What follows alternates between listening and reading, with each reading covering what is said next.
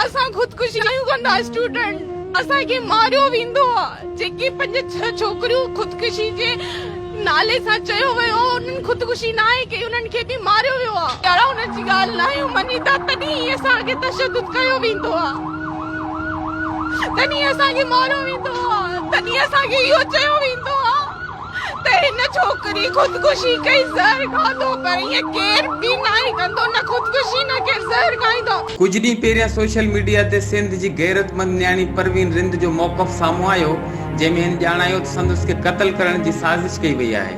हिन डायरेक्टर गुलाम मुस्तफ़ा राजपूत मुताबिक़ जेके इंकशाफ कया उहे कंहिं गैरतमंद ऐं शऊर रखंदड़ माण्हू लाइ नाक़ाबिले बर्दाश्त आहिनि।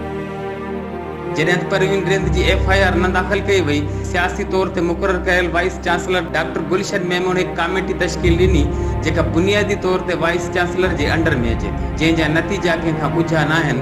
तंहिंखां पोइ chairman human right justice and defender organisation advocate Abdul Wahab Abbasi, deputy director complain cell Bilawal Mallah खे हुकुम ॾिनो chief justice of Pakistan PMC and PMDC FIA ॿियनि अख़्तियारनि खे लेटर जारी कयो जंहिंमें न्याणी परवीन रिंद जी फिल-फोर FIR दाख़िल कई वञे, जंहिंमें मुख्य ज़िम्मेदार वाइस चांसलर डॉक्टर गुलशन मेमून खे बि शामिल कयो वञे।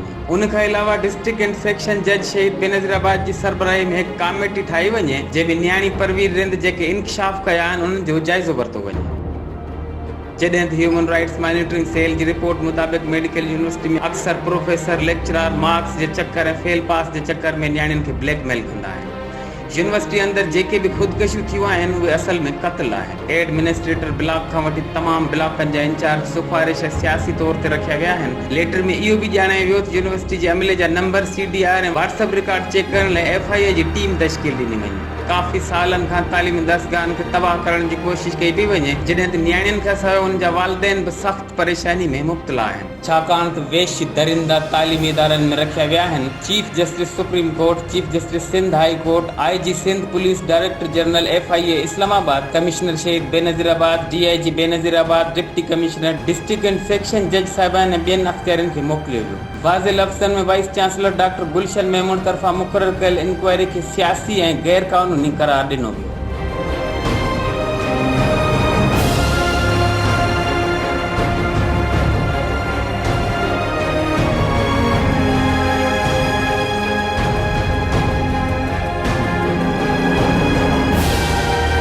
मुंहिंजो नालो परवीन आहे, मां HO आहियां BSN जी। मूंखे मैडम फरीन ऐं यादिका मिली करे रूम में अची सुबुह मूंखे मारियो ऐं मूंखे घुटा ॾिननि त जेॾी महिल मूं रड़ियूं कयूं मूं उन्हनि खां हथ छॾाए मूं ॿाहिरि भॼणु लॻसि। मूंखां मोबाइल खसण जी कोशिशि कयनि, मोबाइल खसनि। जेॾी महिल मां ज़ोर सां वरी मोबाइल हुन खां फुरी त उन्हनि मूंखे 3-4-5 दफ़ा भितियुनि में मूंखे टकर हणाया। हॉस्टल वारनि खे तहफ़ुज़ न आहे, मां HO आहियां। 5-6 साल मूं हिते वेही हिननि जो इहो बर्दाश्त कयो आहे। ॾियारीनि मूंखे धमकाइनि, मूंखे राति जो निंड न आहे थी।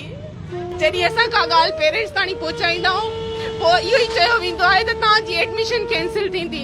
मैडम अज़रा सां न पिया मिलनि। HRJDO न्यूज़ ते वक़्त ताईं बसि एतिरो ई। वधीक तफ़सीली ख़बरुनि लाइ विज़िट कयो असांजे YouTube चैनल HRJDO न्यूज़।